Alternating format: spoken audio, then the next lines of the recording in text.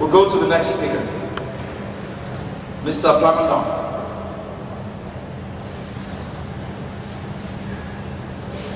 Good afternoon, everyone. Thank you, Ade. Thanks for the Taxpayers Advisory Group for the invitation, and to you for participating today in what I think is a very interesting and important topic.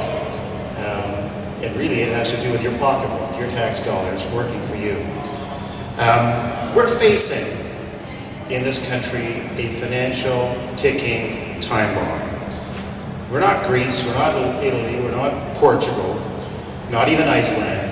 But this ticking time bomb we're facing is very much homegrown. It's the same ticking time bomb that bankrupted General Motors and led to huge changes in public sector wages, except as Guy Joyner has pointed out,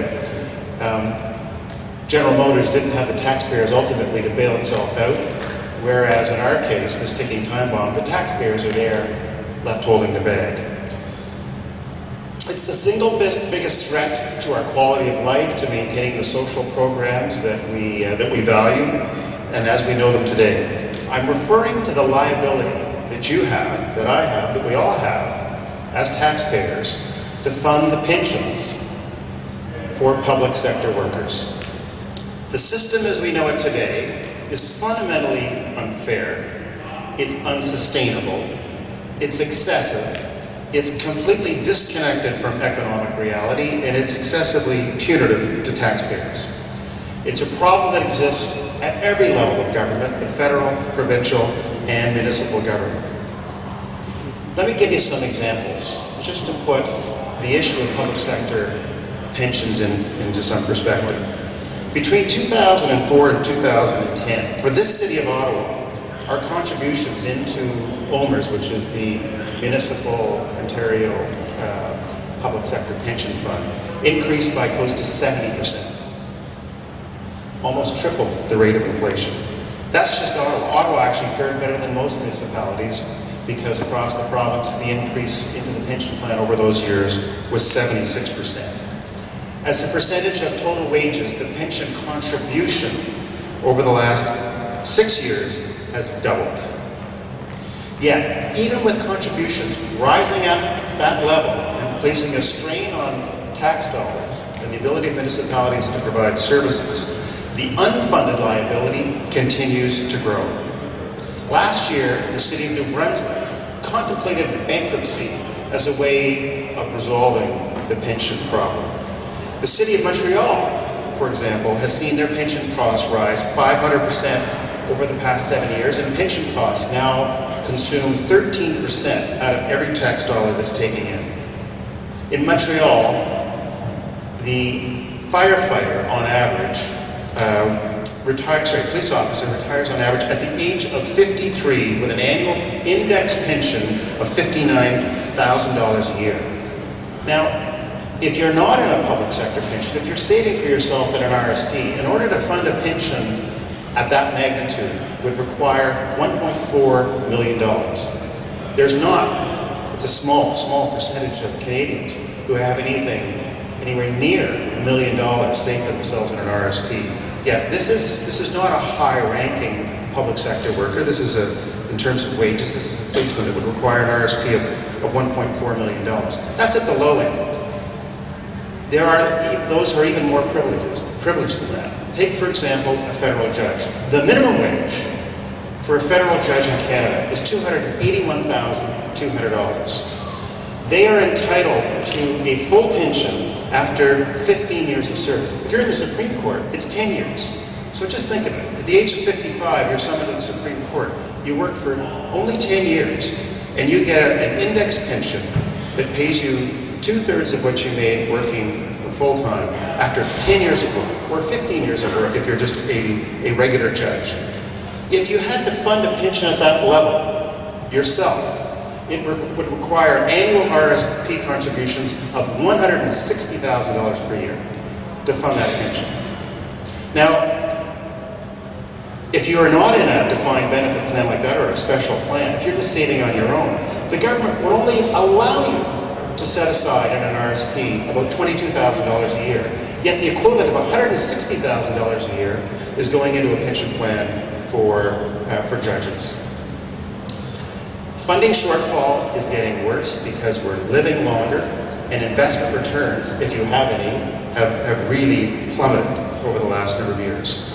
The shortfall in the owner's pension plan currently is $9 billion.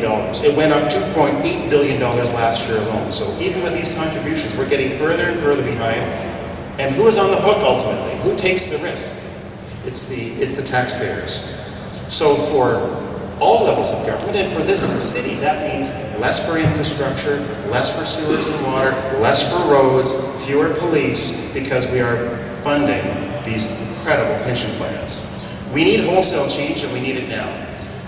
What can happen today, and I'm hoping something like this comes forward, at least in the federal budget upcoming to show some leadership, is that any new employees that come into the public sector need to go into a defined contribution pension plan.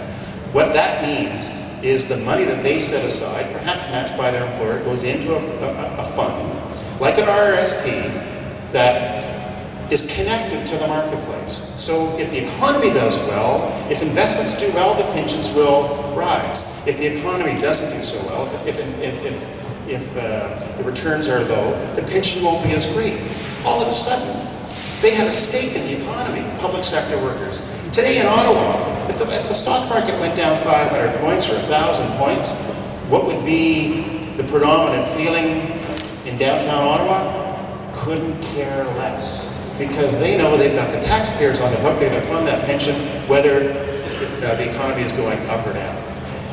Now, there are reforms happening in the public sector. Export Development Canada, in this year, if you start working for EDC on January the 1st, you go into a defined contribution pension plan. They've scrapped their defined benefit pension plan for new employees. The Royal Bank has done absolutely the same thing. These are companies that are in the risk management business. They're telling the government something about what they should be doing. For some workers, they could get a year's worth of pay when they retire because of sick leave that they've accumulated. Sick leave is for when you're sick. It's not a vacation. It's not another form of pension plan. We should eliminate the special pensions for MPs, for judges, for deputy ministers, which I think is the kind of leadership that they need to show in order to undertake the reforms that are necessary in the public sector. And on top of that, to reinforce a point that Guy Giorno made, we need to pay public sector workers a fair wage.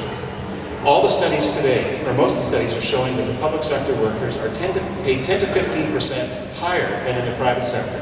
When you combine the pension benefit, the extraordinary pension benefit, it's closer to a 30% wage premium for those in the public sector. We've become a society of haves and have-nots.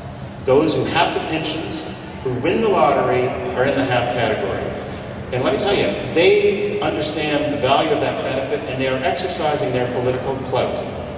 If you looked at the last provincial election, and you looked at the third-party advocacy, it was very much lined up, the unions, behind Dalton McGuinty, because of the extraordinary wage increases, pension increases. They would rather have him at the bargaining table than the alternative. So the antidote to this is for taxpayers really to rise up and say, we really need an end to this two-tier pension system that's unfair, unequitable, and could lead to, I think, quite significant economic destruction. It's been called a Ponzi scheme, and you're the victims of it, and it's time for change. Thank you.